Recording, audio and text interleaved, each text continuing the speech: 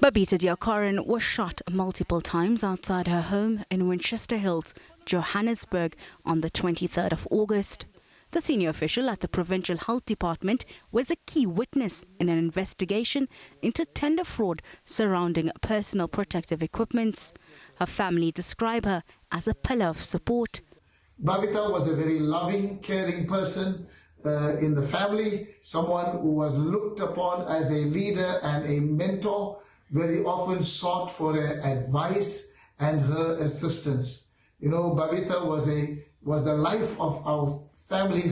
Pakamani Hadebe, Zita Radebe, Pinda Ndlovu, Sanele Mbele, Sipiwe Mazibuko, and Sipakanisa Dladla were arrested for her death days later.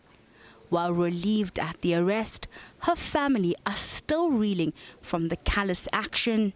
Justice must be served to the persons that ordered the killing, not only to those 6 that executed her, the murder, but also the persons that ordered her murder and paid for that as well must be identified and brought to book. In their bail application, all 6 retracted their confessions, alleging it was given under duress.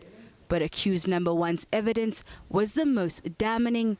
In his confession, Hadebe implicated former Health Minister Zweli Mkhize, claiming he met the minister and a man he identified as Mkhize's brother at Brits Mall a week before Deokaran was killed.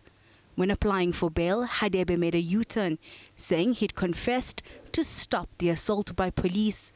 Mkhize released a statement days later, and his legal team tried to reach out to the defense.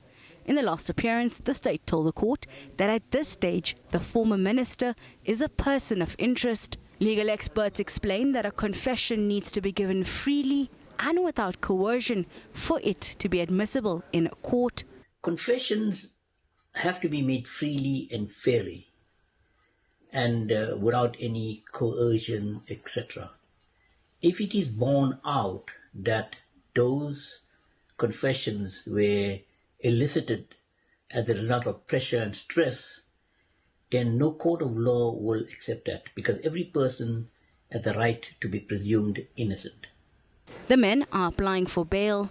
We are very anxious at this time when we are following the case that's now back in court, and these 6 suspects are applying for bail.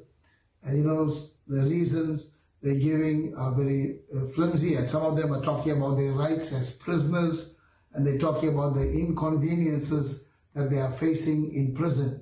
But they did not take into account Babita's right to live her life to the fullest.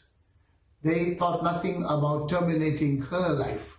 The Deokaran 6 will return to the dock on Friday for bail judgment.